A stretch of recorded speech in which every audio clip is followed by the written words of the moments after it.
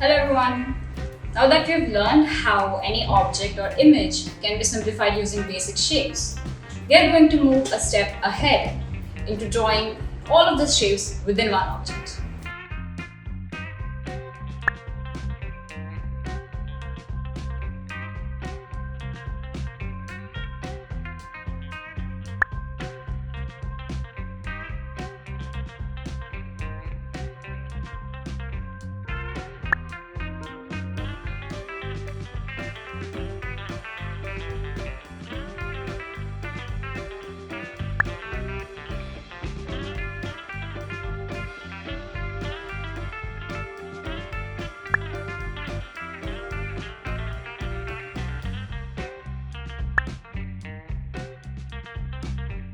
This is Himani.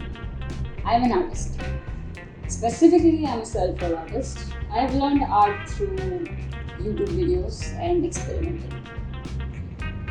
To share my knowledge, I have gathered my brain power and applied it into making this ultimate art piece.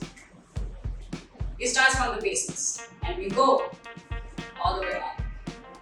To learn this activity in detail, click on the link below.